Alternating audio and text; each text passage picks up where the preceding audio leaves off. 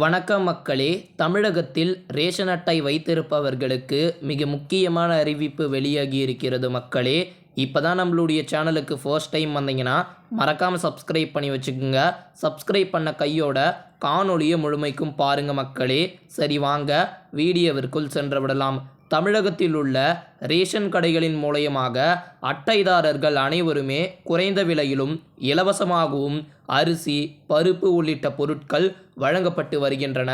இதனால் கோடிக்கணக்கான ஏழை மற்றும் நடுத்தர மக்கள் நேரடியாகவே பலன்களை பெற்று வருகிறார்கள் மக்களே. இதனை தவிர பொங்கல் பரிசு தொகுப்பு, மகளிர் உரிமை தொகை உள்ளிட்ட நிதி உதவிகளுக்கும் அரசின் மற்ற நலத்திட்ட உதவிகளுக்கும் ரேஷன் கார்டு மூலயமாகவே வழங்கப்படுகிறது.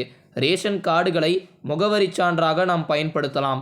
அதேபோல் வங்கி தொடர்பான வேலை அல்லது சமையல் எரிவாயு இணைப்பு பெற விரும்பினாலும் ரேஷன் கார்டுகளை பயன்படுத்த வேண்டியிருக்கிறது. இந்த அளவிற்கு ரேஷன் கார்டுகள் முக்கியத்துவம் வாய்ந்த ரேஷன் கார்டுகளை நாம் பத்திரமாக வைத்து கொள்ள வேண்டும். ஒருவேளை உங்களுடைய ரேஷன் கார்டு தொலைந்துவிட்டால் நீங்கள் அரசு அலுவலகத்திற்கு நேரிலே சென்று விண்ணப்பித்து பெறும் நிலை இருந்தது. ஆனால் இப்போது ரேஷன் அட்டைதாரர்களுக்காகவே ஆன்லைன் மூலயமாக பெற்றும் கொள்ளும்படியான வசதியை உணவுத்துறை ஏற்படுத்தி கொடுத்து தந்துள்ளது மக்களே. ரேஷன் கார்டுகளை ஆன்லைன் மூலயமாக டவுன்லோடு செய்து கொள்ளலாம். தமிழக உணவுப் பொருட்கள் வழங்கல் மற்றும் நுகர்வோர் பாதுகாப்பு துறையினுடைய அதிகாரப்பூர்வ வெப்சைட்டிற்கு செல்ல வேண்டும். அதாவது அதை நான் திரையிலையும் கொடுக்குறேன்.